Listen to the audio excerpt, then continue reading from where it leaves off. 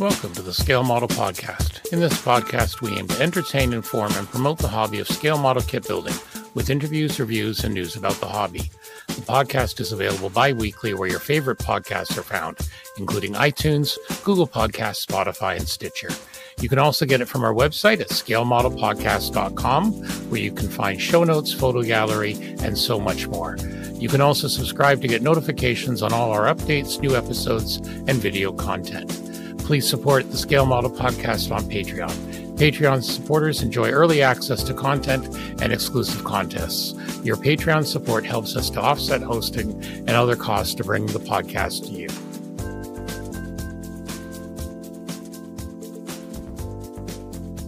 Welcome to the Scale Model Podcast, episode 126, sponsored by Cult TV Man, Sean's Custom Model Schools, and Return to Kit Form.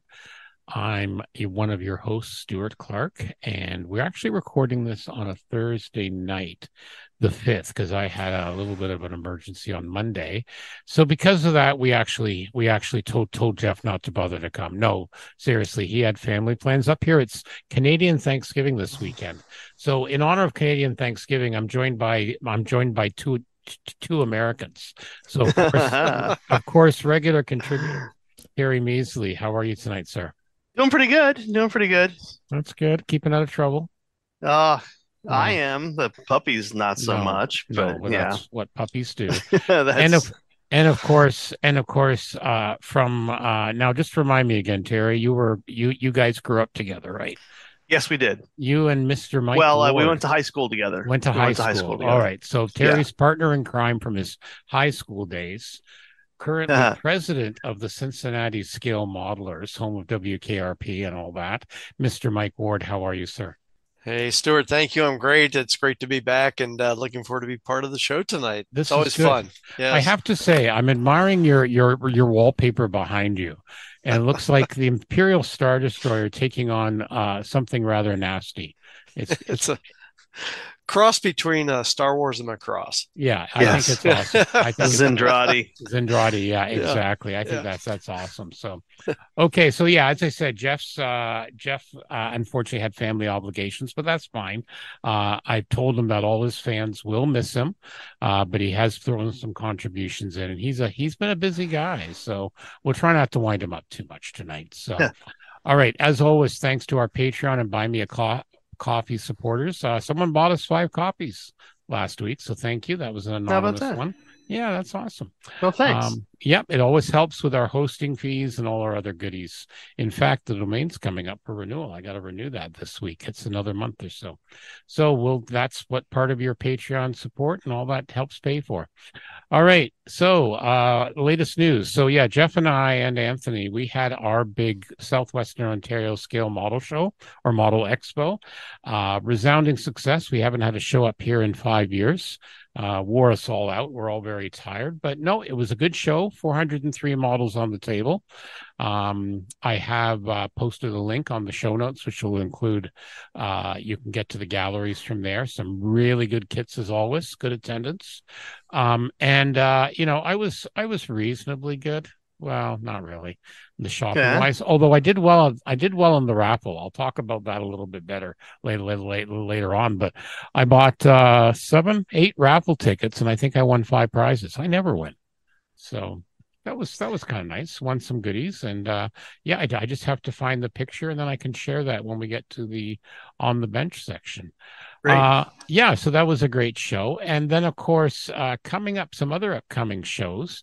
And that's why Mike's here. What a coincidence. Is Club having a show? It always seems to happen that way. Yeah. Well, you're always welcome to come anytime. But where else can we publicize the 2nd annual Boss Hog Trophy from Mission Barbecue? So take it away, Mike. Great. Hey, thanks. Great to be here. Always enjoy the show, and always great to catch up with you and Terry. So especially Terry, my partner in crime from high school days, and we're still destroying things as we go through the world. So yeah, but again, our Cincinnati Scale Modeler show is Saturday, October 21st. Back now, going on our 3rd year at the Tri-State Warbird Museum. at 4021 Borman Drive in Batavia, Ohio. Just a fantastic venue. They've got 7 fully restored World War II flying aircraft. So you've got 2 hangars with the planes displayed, and it's a great venue. We've got over 50 vendor tables sold. We're sold out, actually about 54. So one hangar will have all the vendors, and then the other hangar will have all of the model entries on display for judging. So really a great show. Really expecting a great turnout again this year, anywhere from 350 to 400 people, if not more. Probably around 50 to 60 entrants with anywhere from 350 to 400 models on display. So it's really, really great. Our sponsorship continues to be very good and continues to grow. Obviously, we love your sponsorship and being able to share on the podcast and the opportunity you give us there. We've got a few of the manufacturers. Revell's back again, helping us out. Awesome. ICM. A new one this year, we picked up MRC Academy. So that's very exciting. And for the figure guys, we've got a new one. We've got Daniel Found Miniatures out of Italy. So a really, really nice collection there. All limited runs and numbered. They've got figures of Rapunzel, Little Mermaid, and then Terry for Wonderfest. They got Belthair, the Orc Warrior. So maybe we'll see something there. But if you want to check out Found Miniatures, they've got a lot of articles and Massive Voodoo. And then, of course, Hobby Nut and Bases by Bill. So really, it looks like it's going to be a great show. It's 9 a.m. to 4 p.m. And, of course, we've got, gold, silver, bronze, the best of category awards. And, of course, as you mentioned, our landmark award, the Boss Hog Award for Mission Barbecue, really supporting all of our first responders, veterans, and really just a tip of the cap to the USA and for everything that everyone does to keep us safe around the world. So fantastic show. Awesome. So I have to remember, Terry, have you selected what category we're sponsoring this year? I have not. Okay, so we gotta figure out what's left. What's left? Let's do it right now. What's left, Mike? You got anything sci-fi, space, anything like that? We've got a sci-fi category. We've got a best of sci-fi category. Yeah. All right. Throw us in for that. Send me an email. Best of? Okay. Yeah, and I'll send you a PayPal link. So there we go. We love sponsoring you guys. So thank you. Exactly. Awesome show. All righty. Yeah. No, and again, having it in the museum's awesome. Like I said, we do Heritage Con every year. It'll be interesting to see what your numbers are like. Every show we've heard about so far in North America and in Europe, attendance has been up by like 30%. So it'll be interesting to see. We sold out of our vendor tables, and it was a lot of fun. So always good. We're looking forward to seeing all the pictures, of course, and all the other cool things for that. All righty. What else we got? More show news. We got show news here, there, and everywhere. Edwards had their E-Day show. So our good friends at the Modeling News went. So they do this big show at the in the Czech Republic at this awesome museum that they have there. Awesome vendors, stuff like that. So it's at a tank museum there. This looks pretty amazing, really. Yeah, they've been doing it the last few years, and it's just been amazing. Having the contest up on the catwalks on the gantries. Yeah, and all the vendors and stuff down amidst the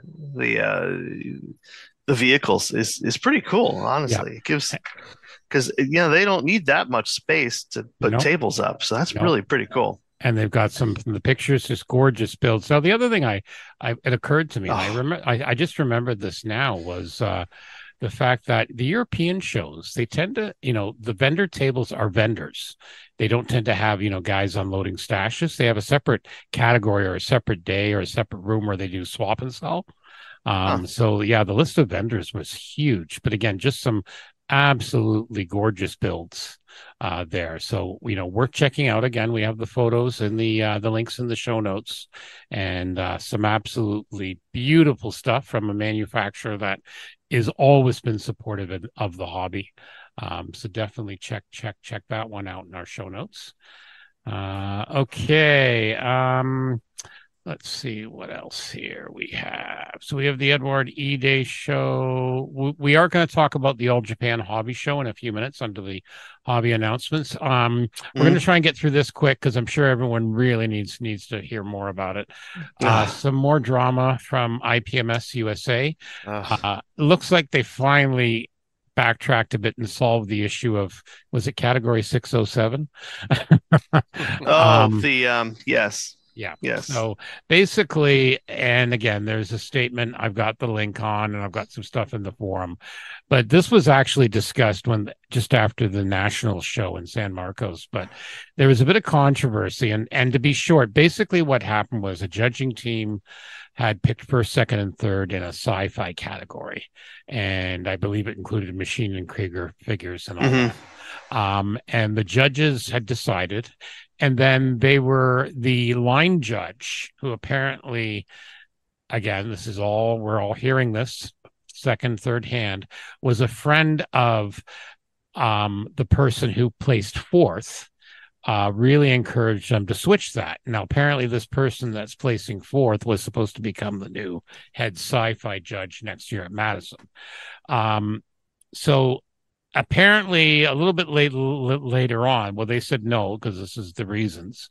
Later on, there are these judging books, and someone had basically overridden that. My understanding, it might have been the head judge, I'm not sure, but overridden the original judging team's decision. And there's been a lot of, obviously social media is blown up. Originally, the e-board and the NCC, the National Contest Committee, said, yeah, maybe there was a little bit, but, really they were following the spirit of the rules. And that's, I hate to say it, it's kind of BS, because some people who are also very good judges said, we were there. We either witnessed this happening, or we remember, we looked at the kits, and the kit that placed fourth, it was good, but it wasn't first. Well, the one that raised the red flag on all that was one of the judges in that category, right? Exactly. He said, and here it is, and here's why. Yeah, and he put a complaint in. He put a formal complaint in, didn't, post or anything like that. Yeah. And when they came back on this first judgment, the gentleman who put the complaint in said, just so people know, this is what I said. This is the picture I had, kind of put it out there in the nature of transparency. Yeah. And of course, as usual, the internet loses its shit, but in a good way. So they were forced to backtrack, and they've given a statement. And again, very similar to before, some of the NCC committee are, and this has been described like taking their balls and going home. So yeah, hopefully this is more of some changes that have been needed for a while, because I've been hearing rumors like this for years. If I go back through like old hyperscale posts and stuff like that, you always hear stuff like this, and I'm talking 20 years. So hopefully this will stop now. And frankly, if you have to do that, A, it's a hobby, and B, if you have to do that, that's not cool. I'm not impressed. That's not cool at all. So hopefully they're going to clean things up before Madison. So anyway, I have posted 2 links, one from the statement from the e-board and another one in the forum from the head judges. I quit taking his ball and going home. And I'll leave it at that. Hopefully we're not going to see anything else. But anyway, all right, continuing on, we also want to pass along congratulations to Mike and Kentucky Dave of the Plastic Model Mojo. They just finished recording their 100th episode, so congratulations, guys. Some of the other podcasts, we put together a brief little recording. I had a few minutes, so I just put like a 20-second thanks, guys. Congratulations on behalf of us. Great. But yeah, they have a great... Go ahead. No, I was going to say, have you ever done a recording with them? Yes. Yeah, we did one at HeritageCon when they came up last year. Yeah. I joined them when they were in Cincinnati a couple of years ago. Yeah, they'll be back again this year. Yeah, they'll be back in Cincinnati this year, David. Awesome. So you're going to be congratulating them as well. 100th episode. That's 100 years. Well, 100 years. I'll say 100 years is for the 100th episode. I remember. Get off my lawn. Get off my lawn. So anyway, congratulations to the guys there. That's really good. Okay, I promise. So yeah, they had the All Japan Hobby Show. This is another show in Tokyo. Normally occurs in the fall. Lots of the manufacturers are there. Tamiya was well represented. So we do have some links I pulled up here. So the first one is the F35B in 148 scale. Aeroscale had some very nice pictures of this. So this is the VTOL model. And again, looks absolutely gorgeous there. Yeah, I mean, there's nothing. What can you criticize about these releases? They seem just phenomenal. And you're going to see, I'm sure you're going to see some amazing aftermarket. Now, we knew that one was coming up, but the one that kind of snuck up on everyone, they didn't really publicize until a couple of weeks ago, was the new FM1 Wildcat Martlet Mark V. It's coming out in November in 1/48. That's nice. And this is something we've been wanting Tamiya to do for ages now. Yep. Is they release a Wildcat, and that's it.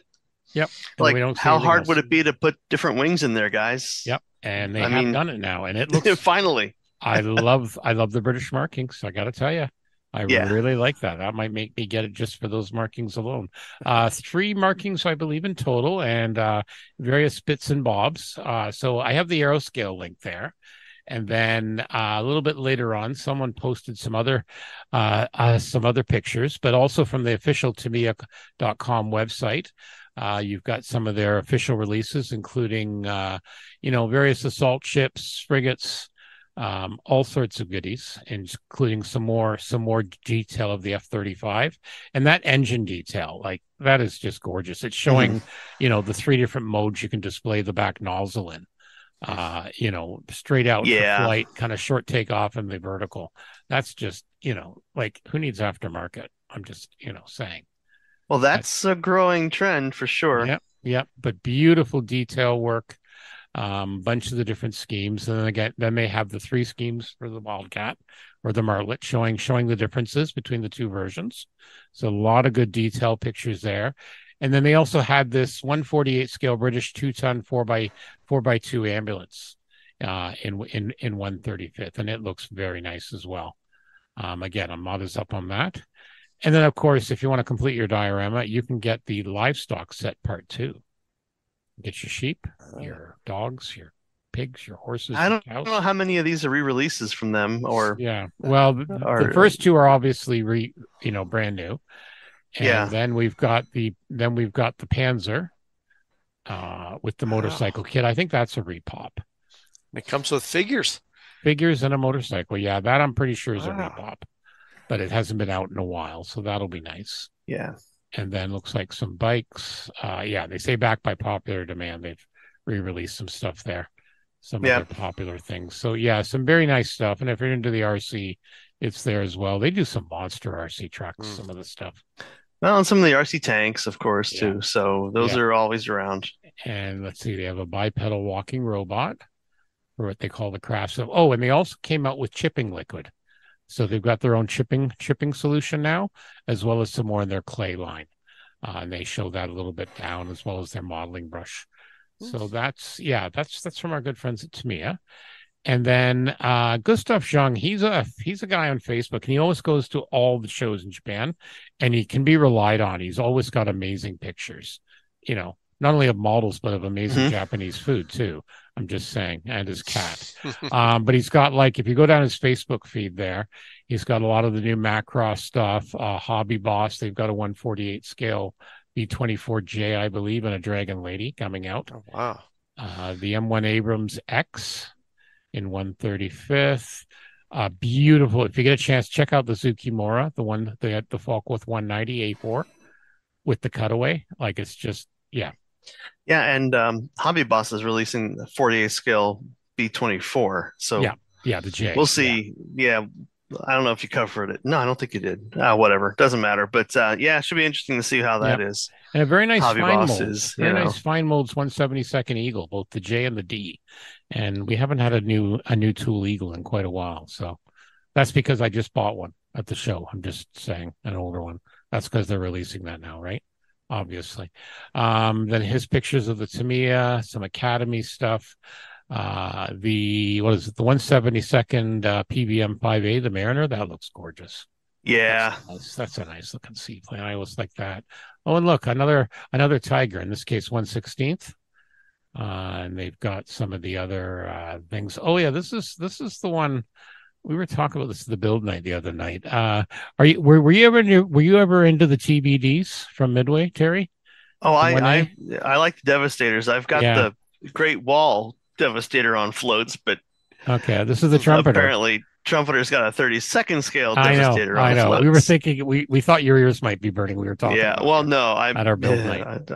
I'll stay to this 48th. Okay, and then the other cut one, Great Wall Hobbies. They have all three of the British V bombers in 1:144 scale. Two different models of each: the Victor, the Vulcan, and the Valiant. Scrolling down, and then so basically a lot of different coverage she's done, including, like I said, the Martlet, the F-35. Yep. Did you see that Trumpeter Firefly? That Yes. Fairy Firefly? Yes. With wingfold? Yep. Yep. Isn't that a wild looking wingfold, the way they've done that? Oh, the Brits had these weird origami wings. They did, didn't they? Yeah. I know. We were talking about that the other night too. So, so definitely some cool stuff. He's always got good stuff. He's a good guy to follow, actually. He works at Wolfpack Design. He's out of, I think he's out of Korea, if I recall. Yeah, that is just, isn't that wild, the origami? Yeah, that's just like wild. And then they've also got, Trumpeter's got a A6A and like a monster towing vehicle. And of course the Tiger and the half track 1/16th, for us old farts. What else do you see? Is that a Coast Guard cutter? Which one? Which company? It's on September 29th. Oh, it's 700th scale. Yep, a lot of stuff coming out in 700th again. But yep. And then more pictures of his cat. So, nothing wrong with that. So there you go. So that's all the exciting stuff coming out of Japanese Coast Guard. Yep. So a lot of stuff coming out there. Okay, let's talk about what else has been coming out. Our good friends at Border Hobbies, they've got two Hummels, the early and late 135th. If you want your big ass assault guns. I used to play a board game from Avalon Hill called Panzer Blitz, and the Hummel and the Wesp were like the kings of the battlefield because they could reach from one side to the other. So I always remember these well, but these look nice. Again, new tools. Some of the armor guys I've talked to are excited about these. Yeah. So both early and late, and as usual, about $51 US. Photo etch parts, jerry can buckets, rifling inside the gun barrel is faithfully reproduced, and then you got 3 schemes. That looks like it'll be fun for the tank guys. Moving on, AK new items for fall. They always have cool stuff. So lots of new stuff.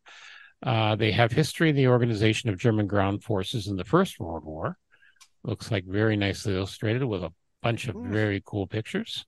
For those of you modeling that, focuses on the organization and some of the wacky hats these guys have. Prussians. Yeah. Prussians, pointy hats and other things. But they're showing the colors. And then they've also got more of their enamel liquid pigments. So they've got a rust and exhaust set now. So 3 of the different pigments. So standard, ochre, and old rust, as opposed to new rust. I don't know. Anyway, young rust. I don't know. You've also got the urban set, which has concrete, rubble dust, and brick dust. And a mud set, again with 3 different ones, sand and dust, all sorts. Earth set, dark earth, Vietnam earth, and light European earth. Is that like an African versus a European swallow? African earth versus, but they have a whole bunch here. Yeah. So these are all new. Again, some cool things. Pigments are a fairly crowded market, but they've got a whole set of them now. Everyone's covering it. Now they have, this is interesting, black wax. The black wax is a high covering powder on wood coke form. It can be applied with a brush or a cloth, gently spraying the wax on the surface. It's good for staining wooden bases and a multitude of work on porous materials. So it's like a wax paint, basically. Huh. Yeah, interesting. Again, I don't have a use for it myself, but I'm sure someone does. If you want to do staining, I guess. And they're showing the examples there. So, kind of cool. Okay. Hey, why not? Yeah. Yeah. I always say these guys just don't, pull this stuff out of their bums. They obviously have a market. Okay, Terry's going to be drooling. This is the advanced kit of the P47D. I saw this from Mini Art, and it's like, again, we're going, this is all the goodies.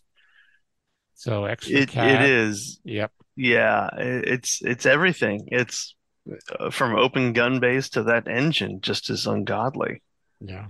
Yeah, it looks absolutely gorgeous. So Yeah. I have a feeling one of these will be making its way into your stash. And the engine's just amazing. Comes with a Yeah, wiring harness. that it is very fascinating. And if it's built well to be put together well, then it's great than piecing together. So much nicer than piecing together all the cylinders and everything. And Well, exactly. we'll see how they do it.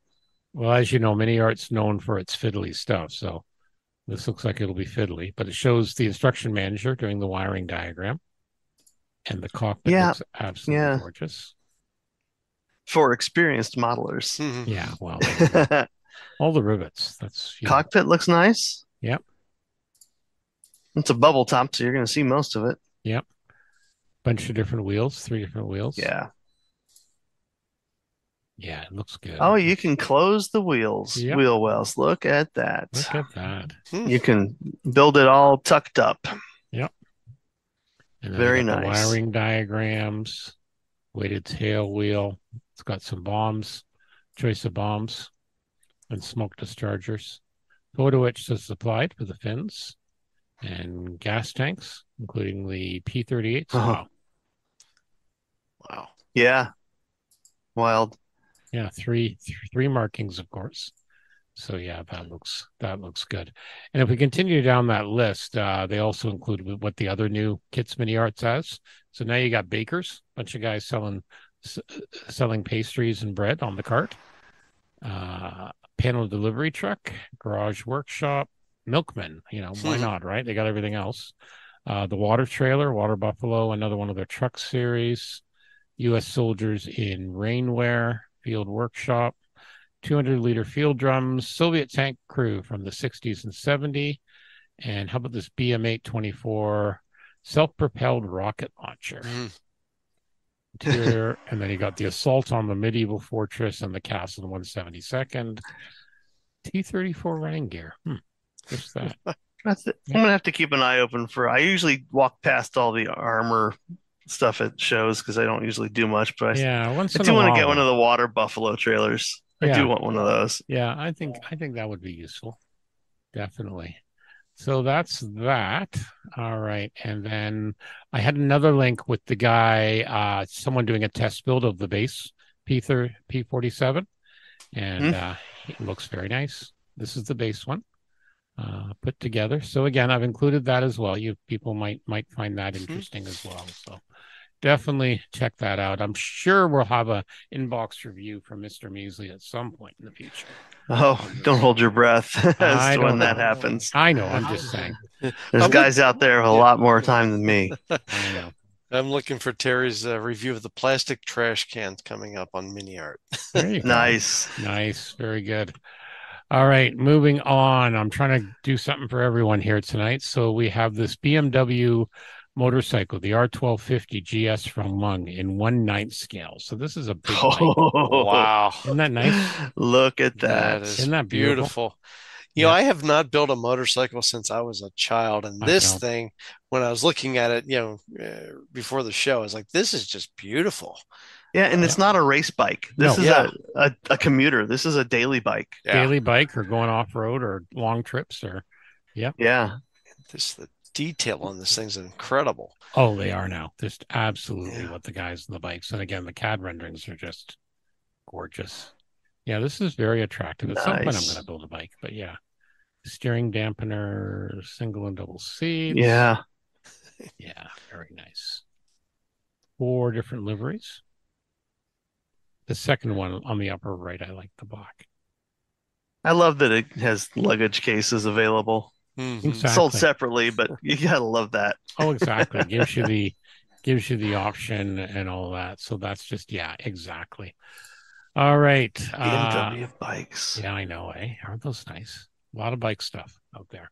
We had a couple of bikes at the show, and again, just astounding what the guys can do with them. So, yeah, just really interesting. Okay, TACOM announcements. So all sorts of things here. We have the M29C. An M29. Yes. The Weasel. The Weasel. 135th. 2 marking choices with photo etch. Little amphibious tractor. Love it. And a driver. With the figure. With the figure. Yep. Yeah, isn't that awesome? Yeah, that's going to be good. No pricey yet, but 2 marking choices with photo etch coming soon. And then a King Tiger with the Porsche turret with a 105 millimeter gun, 2-in-1. Wow. This is the Awesome. 1/35th scale. Big ass That's thing. a big old Photo tank. etch grills, clear parts for the periscope, link and link tracks.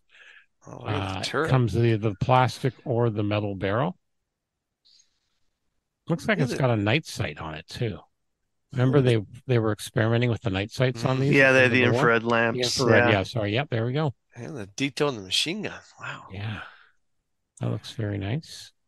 Okay, and this one I knew was going to come out sooner or later because we saw it in 1/35th. This is the Akagi flight deck from the Imperial Japanese Navy. Their carrier, the flight deck, but this is in 1/72nd scale. So this is, they're kind of doing this to match the other battleship guns. But yeah, you can definitely put, your zeros and stuff like that to make an excellent display. So you've got it's a bit of deck, a bit of the the small bridge, photo etch to recreate some of the mesh. Again, they've got the things 36 centimeters by looks like 24 centimeter on the deck and 35 centimeter total width. So yeah, this looks very nice. Again, based on how it appeared at Pearl Harbor. And that looks very nice. And then we have a Hetzer. A lot of Hetzers being made lately. Hetzer. Yeah, early, mid, and late. So yeah, no interior on these guys. But again, I'm not an armor guy, but I know people can tell the difference, and I respect them for that. So there we go. But yeah, the flight deck's kind of cool. I'd like to see other ones. Wouldn't that be cool to have like a USS Enterprise or Yorktown or, hopefully this is a start of something from TACOM. Okay, moving on. Trumpeter. Oh, yes. See, we were talking about Trumpeter. HMS York. So 2 announcements for December. HMS York.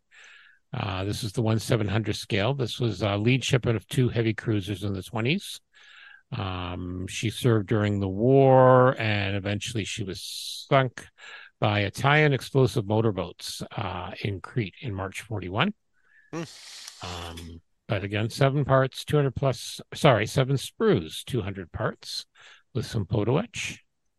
And then, of course, we were just talking about this, the Ferry Fulmar. Oh, yeah. The Mark Oh, it's I. a Fulmar. I thought it was. Yeah, okay. Fulmar. Yeah, 1/48 scale. And this has some more details on that. This was a carrier-borne aircraft. 600 were built between 1940 and 42. A couple of different color profiles. Yeah. 4 different profiles. Lots of good decals. Again, he'll fold in amazing ways. I mean, how can you not do it folded? Well, exactly. Yeah. Yeah, and then there's some examples showing how they did it. Yep.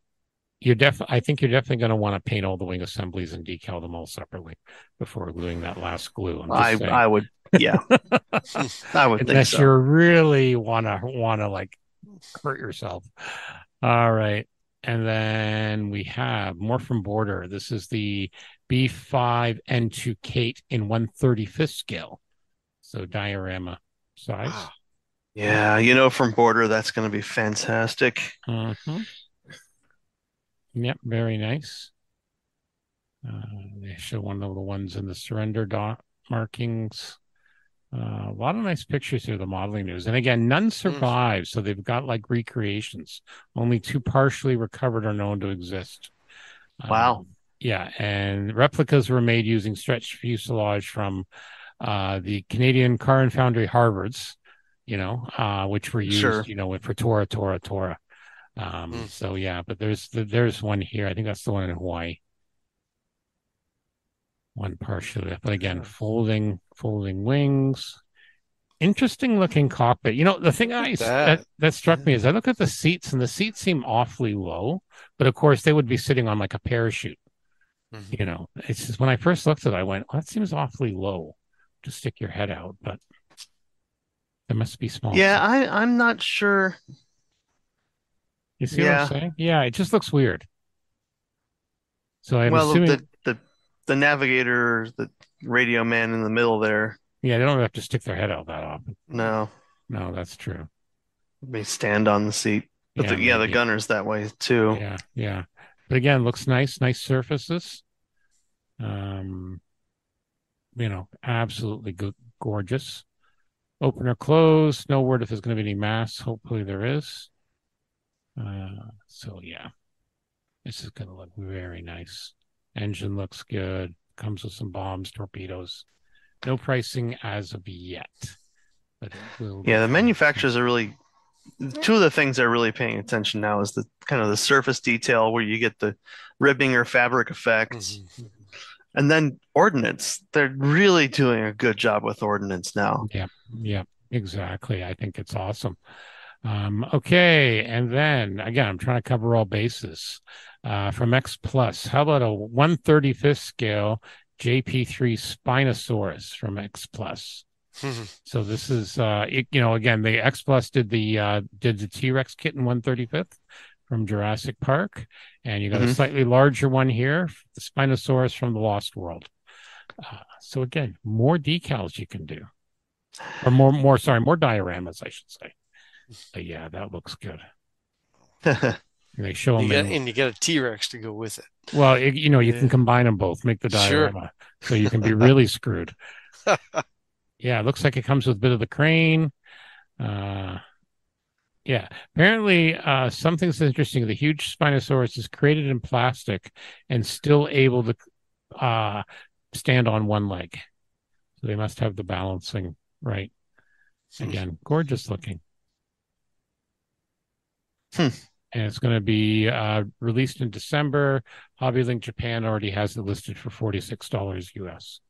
So not bad. That's going to be a big kit. So that's not a bad deal. Again, nice. And again, we had a few dinosaurs at our thing. We had quite a few Godzillas too. We had a giant one Yeah. that a guy had 3D printed, yes, in our pictures, and that got a ton of attention. I didn't. Yeah. Yeah, I'll have to look. I don't think I saw that. Yeah, I threw all the pictures up, so I think it's in the diorama or figure section, Terry, when I did the photos from the gallery. So you'll have to look. Okay, last but not least, from AK, modeling from scratch. This is from our good friend Chris Meddings over on the Modeling Ukraine podcast and a few other ones.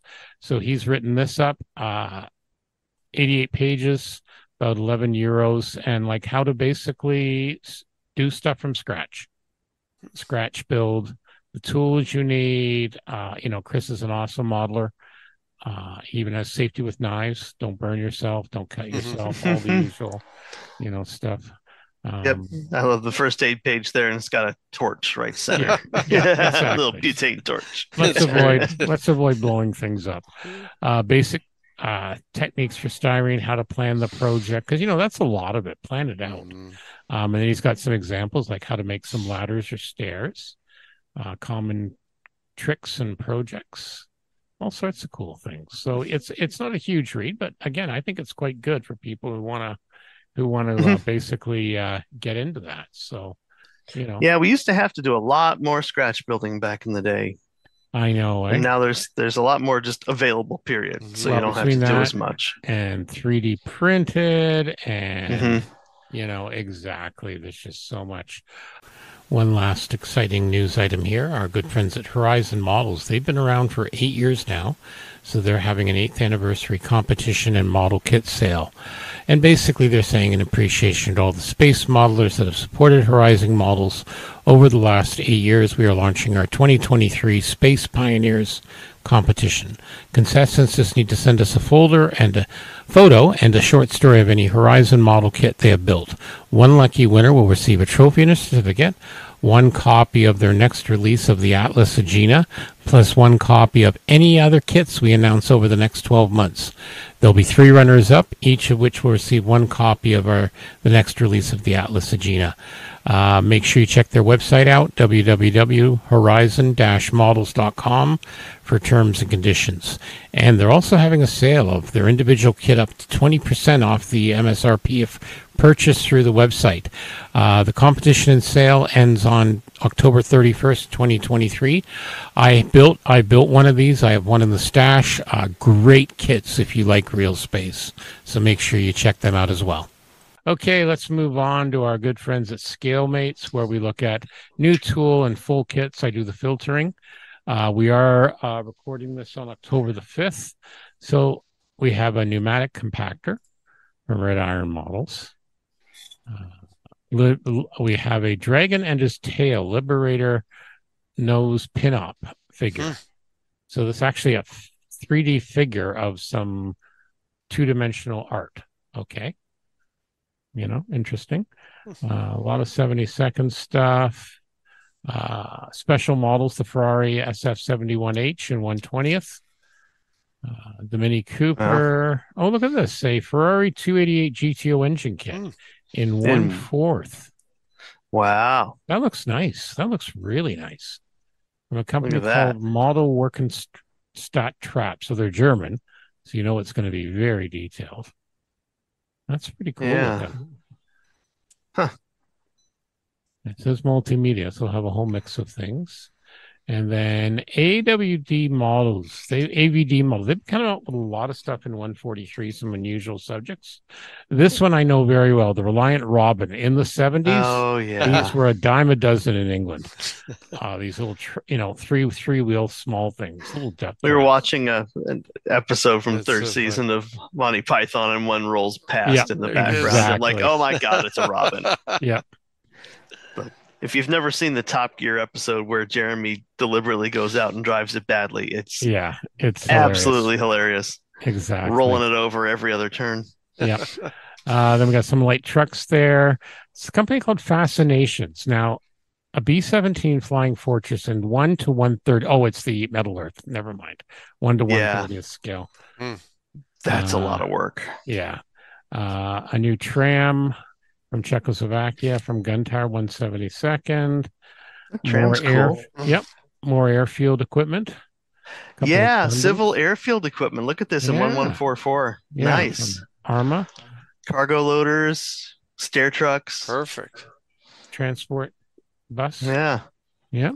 A Chevrolet Corvette C1 from Model Factory Hero in 112. Now they will sell. Oh my goodness. They will sell a dozen of these. Open top, hard top, or soft top. The 1960 edition.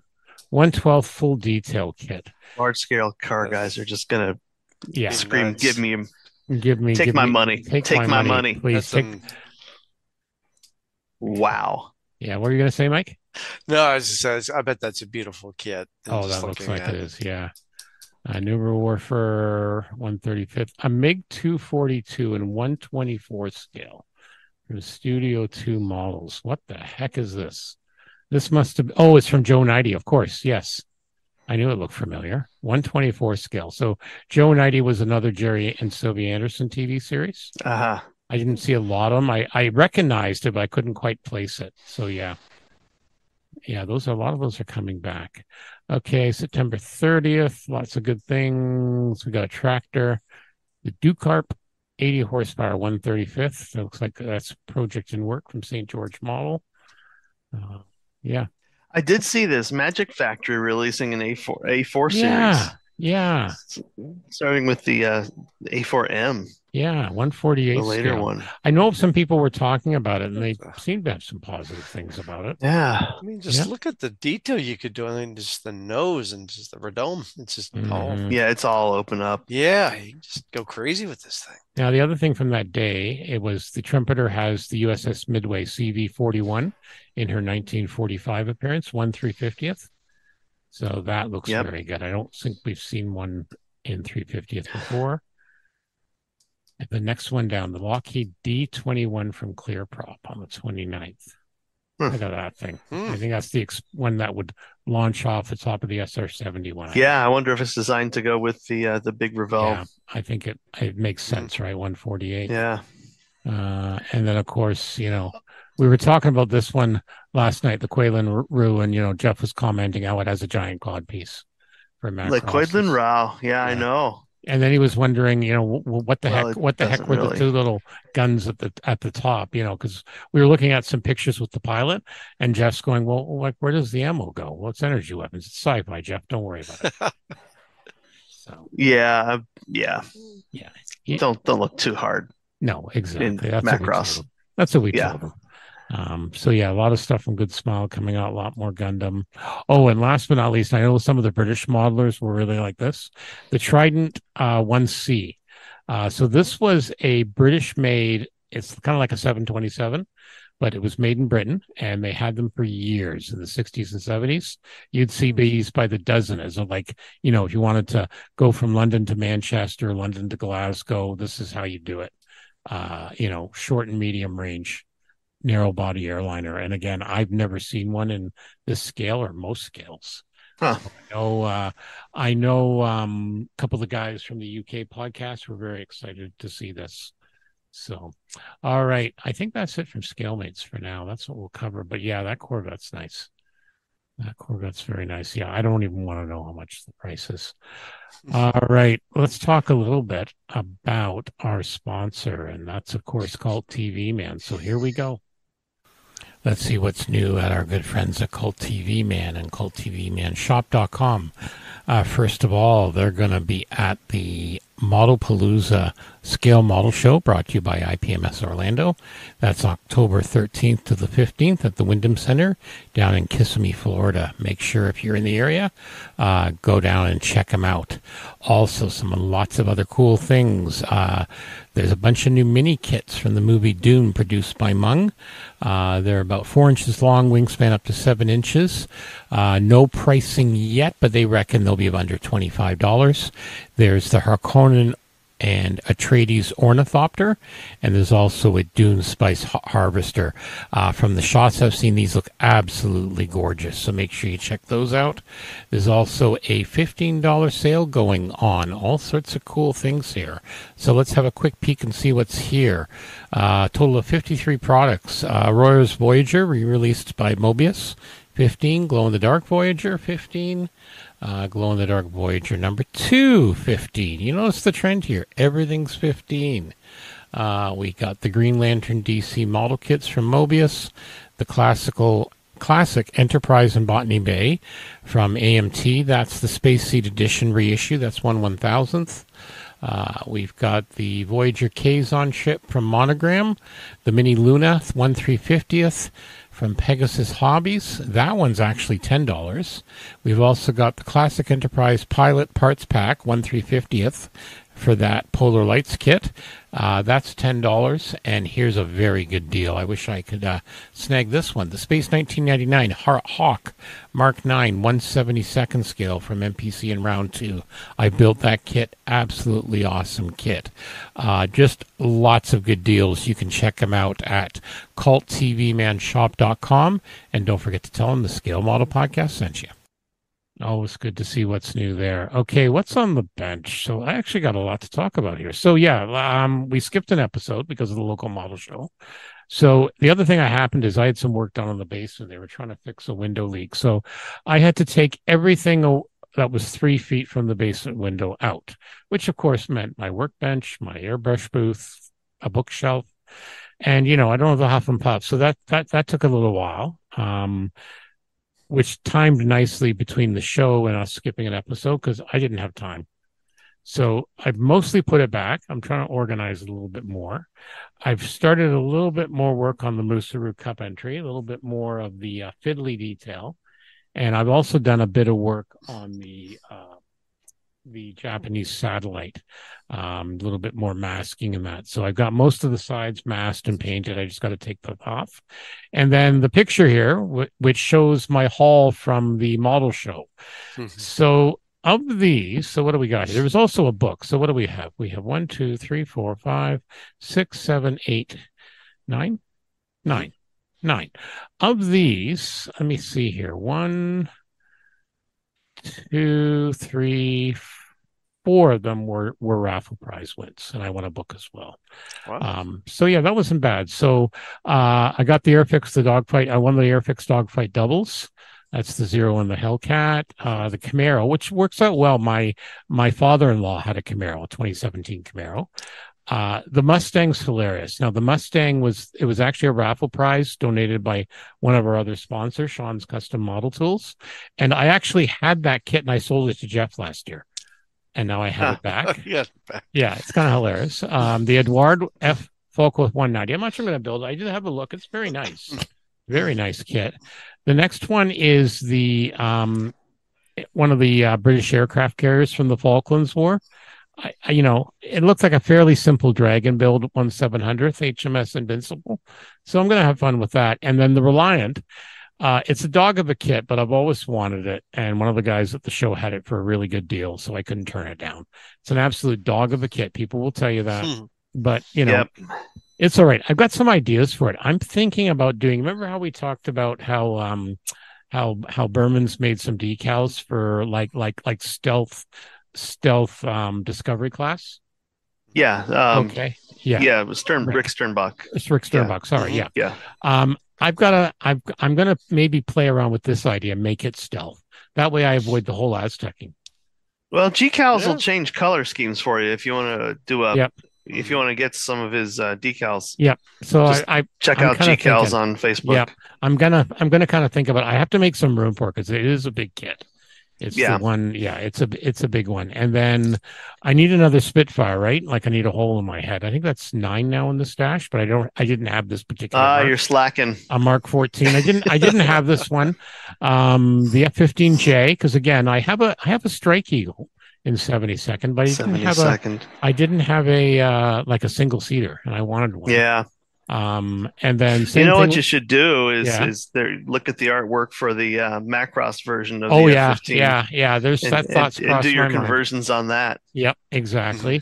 And then the A10 Thunderbolt. I haven't got a 72nd Thunderbolt since I built the Matchbox one. Since I was, you can put that in UN Civil War markings too. Exactly. For Macross. And then and then I've got, like I say, the dogfight doubles. I'm not sure if I'll build that. That's very small.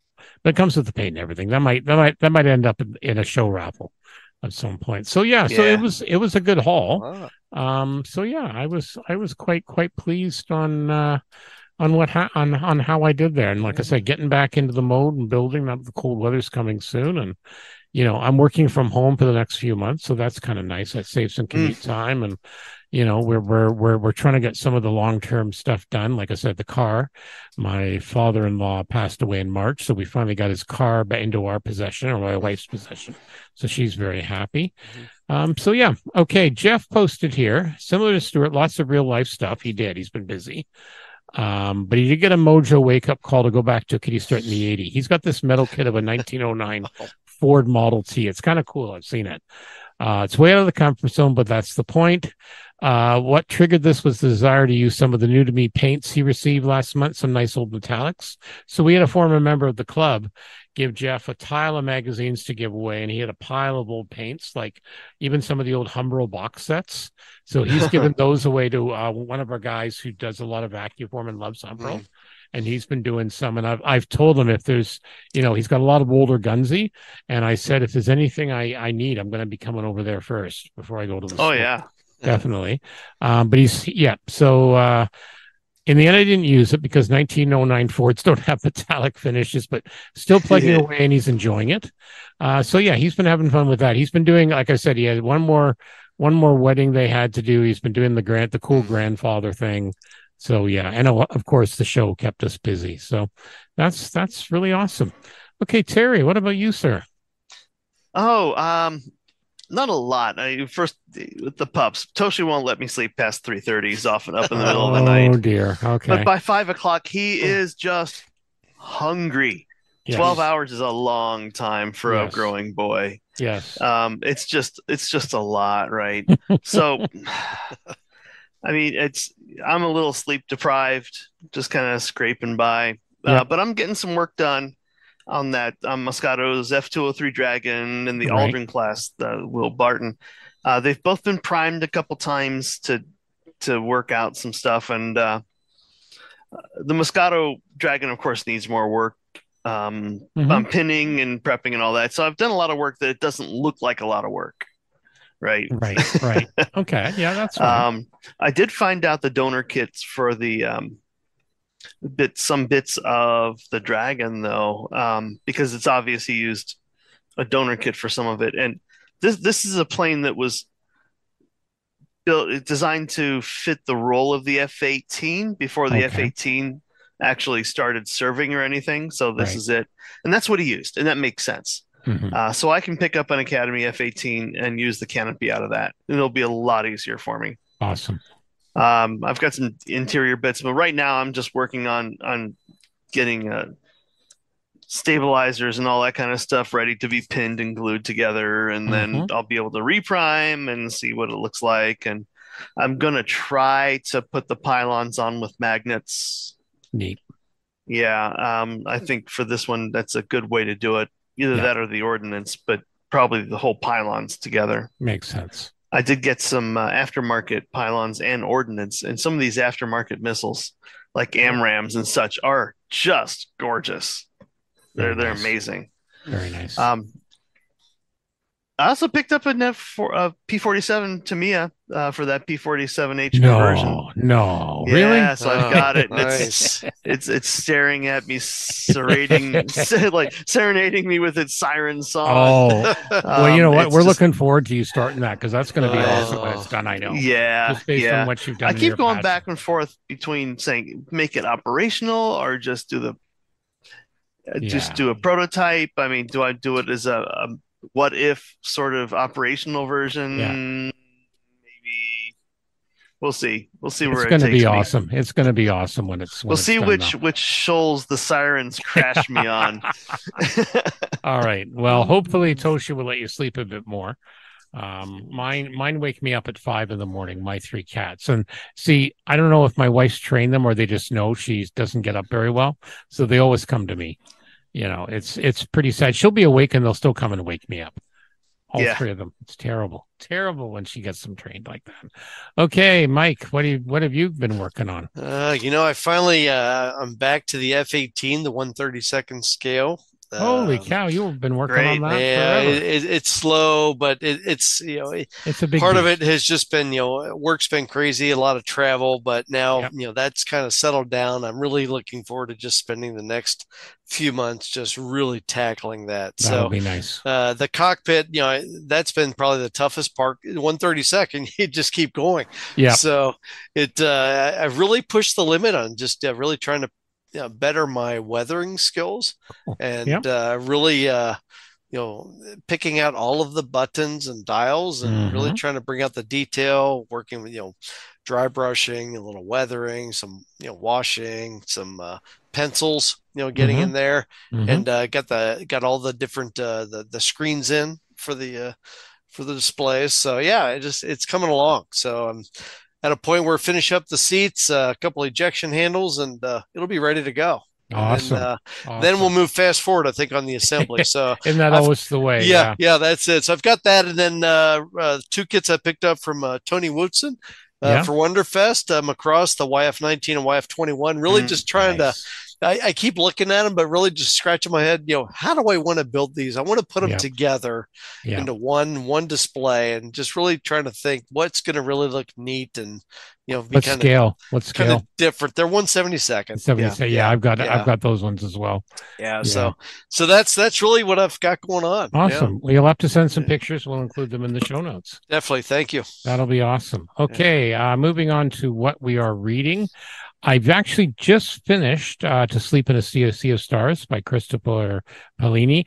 Great sci-fi book. It actually won Goodreads Best Sci-Fi last year. Well recommended. Still plugging my way through Stolen Focused, and as for those 2 are on my phone to read electronically, and then I always try and have a paper one for like the last hour, and I've got one and I completely forgot to write it down, and it's upstairs. It's about the history of the Hubble telescope and how they managed to get themselves organized to build it. I'll put it in the show notes, but just started that. It's been interesting so far. So yeah, very, very, very good as well. I do want to read Patrick Stewart's biography now that it's out. I'm looking forward to it. Yeah, that sounds great. Yeah, that's going to be good. Jeff's working on Natural Navigator, how to find your way around the world with a phone map or compass. Again, he's been busy, so he hasn't had too much time for that. How about you, Terry? Nice. I'm close to finishing that first Elric book by Michael Moorcock. Excellent.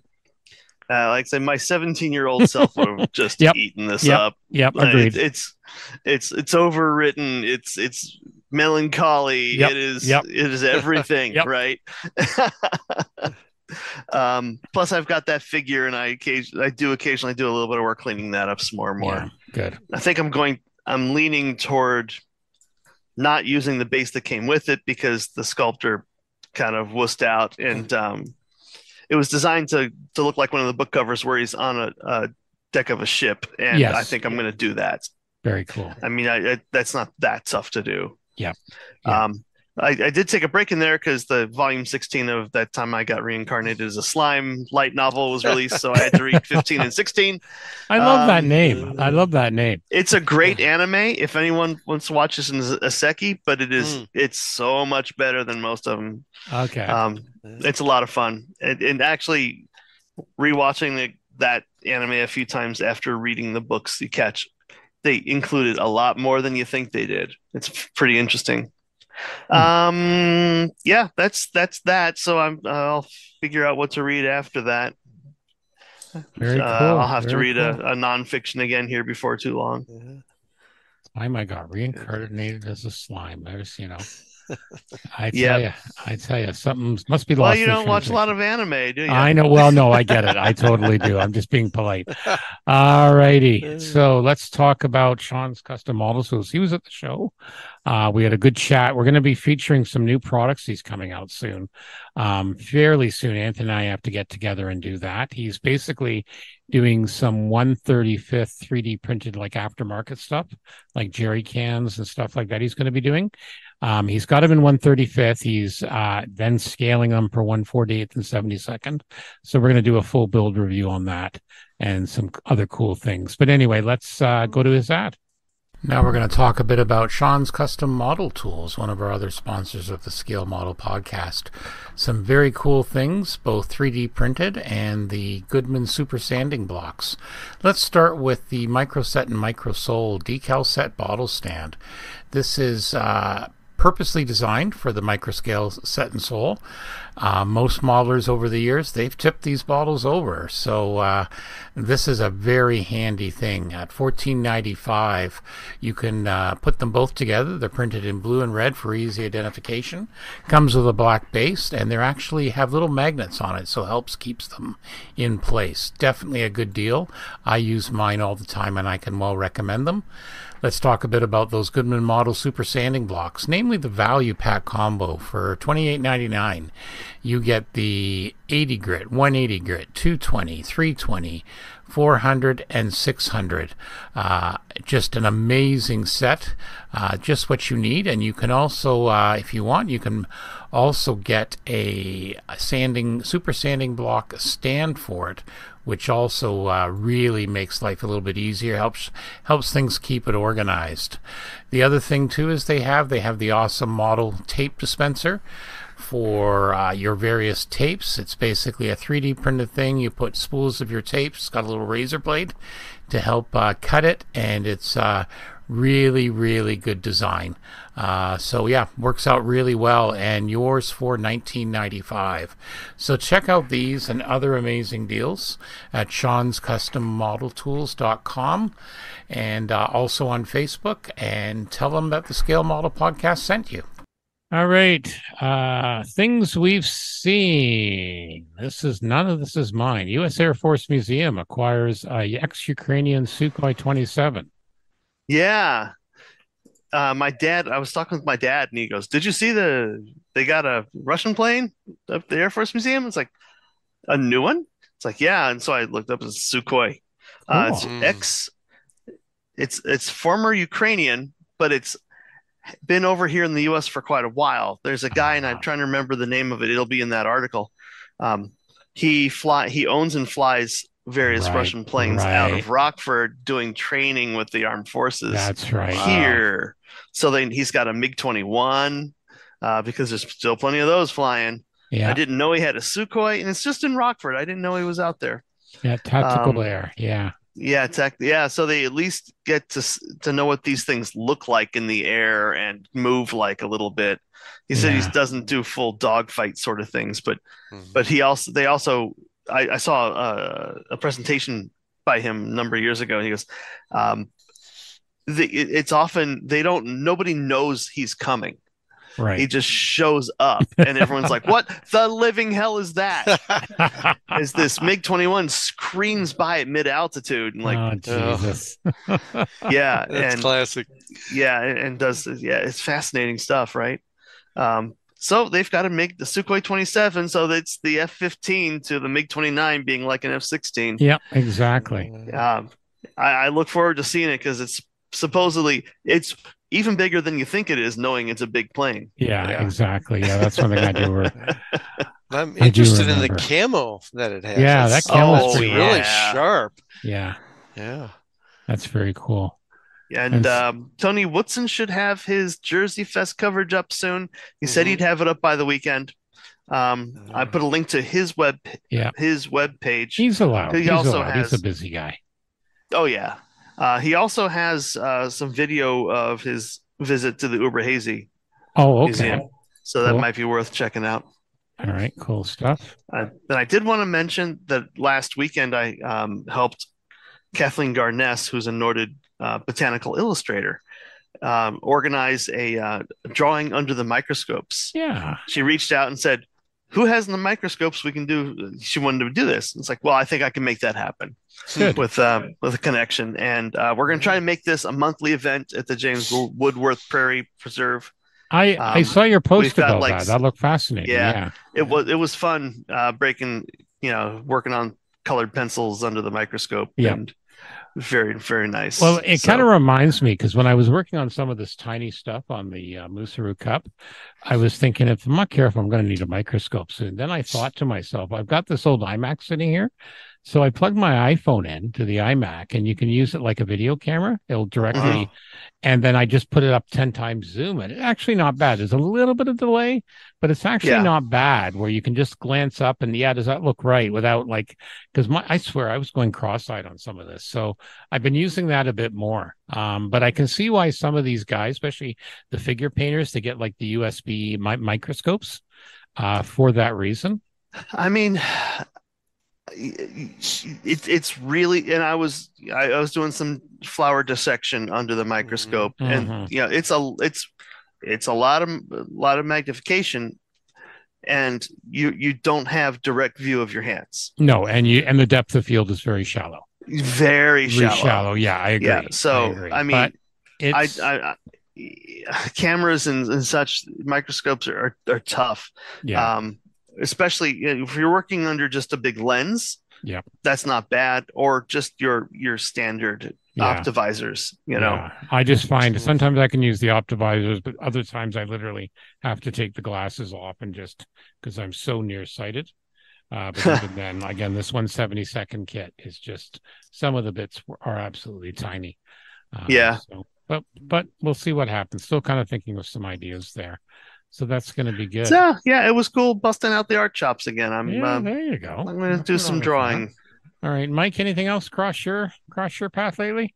No, really. It's just been settling back in, and craziness of the real world, and getting back to the bench. Yeah, I'm really excited. Oh, exactly. And doing whiskey tours and tours. Gosh darn. Going to Nashville. Well, I should have mentioned that. Yes, I did do the whiskey tour, or the Bourbon Trail, I should say. The Bourbon Trail. Okay. Yeah. So as they would say on the Plastic Model Mojo, getting my modeling fluid. You'll have to talk to Mike and Dave about that when they're down there. Yeah. So that'll be a good, an absolutely good time. So. It was good. That'll be good. I do want to mention real quick, and I'll put this on the things we've seen. I picked up some at the game store, some of the Green Stuff World's ultraviolet putty. Oh, you did get it, because we were talking about some that. Of that up. Yeah, I was intrigued by it. It is essentially the consistency of petroleum jelly. Oh, really? You can't see that. Okay, no. Yeah, it's fairly thin. Yeah. They say you can smooth it out with alcohol, and that I found that was very difficult to do. Okay. But it does react. It does work well with like the silicone shapers and such, and get it fairly smooth to start with. Hit it with the UV light, and I think I over hardened it. It was a little bit hard to do, but glassy smooth. It was excellent, and I had to go over an area because I was a little bit low. And you can't see where that was. Nice. It's very nice. I did put a fairly thick and some test pieces, fairly thick layer, trying to build up some stuff, and that worked actually quite well. Good to know. Fairly thick meaning maybe 3 or 4 millimeters. Yeah. But it's completely clear, so it should cure completely all the way through. Wow. Nice. Well, like I said, I picked up some of the from Mr. Hobby. They have the Mr. Surfacer, but they have the Aqueous line, so it's not as stinky for filling. And I've only tried it once yet, and that works fairly well too. So it's nice worth trying. Yeah, it's nice to see some more products. Again, I have nothing against oils and enamels and lacquers, but I prefer the other stuff. And I put some actual paint on that Aldrin class, and thin that down with the leveling thinner, those alcohols in there, and it's buttery smooth with Tamiya paints. Yeah, I added some of their gloss and some of that to make their flat paint not so unbelievably flat. Right. But that's always cool. So looks like we've had a good time. So we're also sponsored by our good friends at Return to Kit Form, Brett and Chrissy. I just got a Valkyrie kit with the boosters from them because Anthony got an order as well. So I'm looking forward to that with some of the ordnance. But anything you need with Macross, or if you're looking for a canopy mask, Mike, for your Macross. Look at that. Yeah, I just pulled up their website. This is fantastic. This is where I've got to order some stuff. Are awesome. These are awesome. Mike, if you want to do an order, let's do it, and then I'll just bring it down with me, or vice versa. Christmas time. Yeah. Okay. They have a lot of good stuff. Just tell you what I want. Yeah, Brett and Chrissy are awesome. They do a really nice job. They do some resin stuff to their the Moscato models outside of North America distributor.